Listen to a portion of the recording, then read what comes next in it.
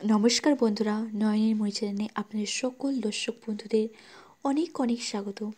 আশা করছি বন্ধুরা আপনারা সকলে ভালো আছেন এবং সুস্থ আছেন। হরে কৃষ্ণ, রাধে রাধে।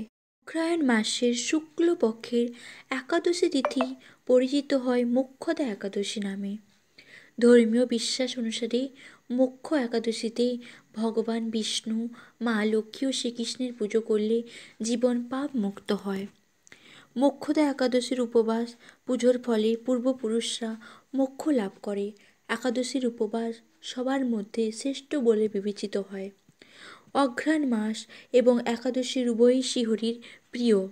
এই মোক্ষদা একাদশীর পুণ্য দিনে আরেকটি তিথি পালিত হবে, সেটি হলো গীতা জয়ন্তী।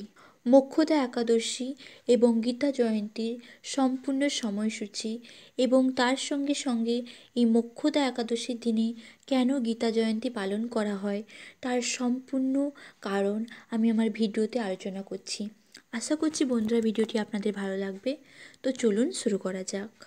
2024 সালে 11ই ডিসেম্বর বুধবার পালন করা হবে মোক্ষদা একাদশী। এই দিন গীতা জয়ন্তীও পালন করা হবে। সন্তান লাভের জন্য, ধনসম্পদ লাভের জন্য বা বিবাহের ইচ্ছায় এই দিনে উপবাস করা খুবই শুভ। জীবনের সব দুঃখ কষ্ট দূর হয়ে যায় এই দিনে উপবাস করলে। এছাড়া জীবনে আসে সুখ, শান্তি ও সমৃদ্ধি।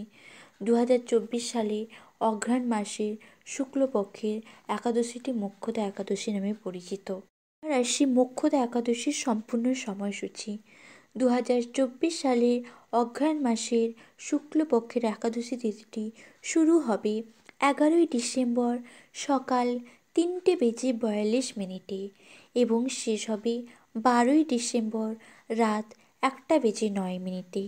এই মোক্ষদা একাদশীর উপবাস ভঙ্গ করবেন আপনারা 12ই ডিসেম্বর সকাল 7:05 থেকে সকাল 9:09 মধ্যে। বন্ধুরা, আপনার শেষ হওয়ার সময় রাত 10:26। এবার আসি গীতা জয়ন্তীর সম্পূর্ণ সময়সূচি। গীতা জয়ন্তী যেহেতু এই মোক্ষদা একাদশীর দিন অর্থাৎ বুধবার 11ই ডিসেম্বর পালিত হবে, তাই এর সময়সূচিও এই মোক্ষদা একাদশী যেখান থেকে শুরু হচ্ছে সেই সময় অনুযায়ী পালিত হবে। একাদশী তিথি শুরু এবং শেষ সেটিই হলো গীতা জয়ন্তীর সম্পূর্ণ সময়সূচি। মোক্ষদা একাদশীর গুরুত্ব। হিন্দু ধর্মে চূড়ান্ত এবং সবচেয়ে বড় লক্ষ্য হলো মোক্ষ লাভ করা, যাতে কেউ এই পৃথিবীতে বারবার জন্ম নেওয়া থেকে মুক্তি পেতে পারে। তাহলে মোক্ষদা একাদশী তারা করতে পারে। মোক্ষদা একাদশী এই উদ্দেশ্য সফল করার একটি উপযুক্ত সুযোগ প্রদান। বিশ্বাস করা হয় যে এই একাদশীর উপবাস পালনের মাধ্যমে সাধক ও ভক্তরা অস্তিত্বের সাগর পাড়ি দিতে পারে এবং মোক্ষ লাভে সফল হয়। একাদশীকে ভগবান বিষ্ণুকে খুশি করার জন্য সবচেয়ে শুভ দিন বলে মনে করা হয়। ভক্তরা এই দিন উপবাস পালন করে এবং সত্যনারায়ণের কথা শুনে এবং অন্যান্য ধর্মীয় আচার আচরণ পালন করে।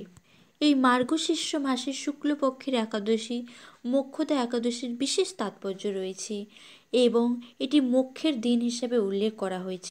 রাশি এই মোক্ষদা একাদশী এবং গীতা জয়ন্তী তিথিটি একই দিনে কেন পড়েছে, বা অর্থাৎ মোক্ষদা একাদশীর দিনে গীতা জয়ন্তী কেন পালন করা হয়, আসুন জেনে নেওয়া যায়। এই দিনেই ভগবান শ্রীকৃষ্ণ কুরুক্ষেত্রের যুদ্ধক্ষেত্রে অর্জুনকে ভগবদ্গীতার ঐশ্বরিক জ্ঞান প্রদান করেছিলেন, জাগতিক আসক্তিগুলিকে অতিক্রম করতে এবং মুক্তি লাভের নির্দেশনা প্রদান করেছিলেন।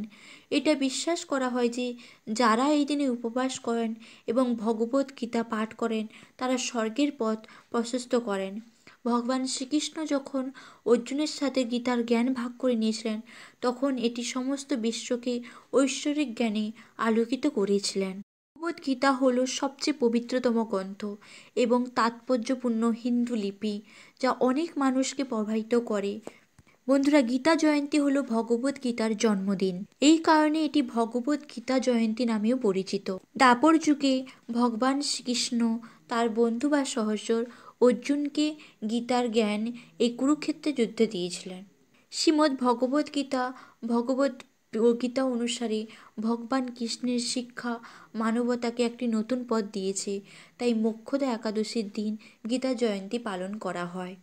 বিদায় বন্ধুরা, ফিরে আসছি আবার নতুন কোনো ভিডিও নিয়ে। ততক্ষণ আপনারা ভালো থাকুন এবং সুস্থ থাকুন।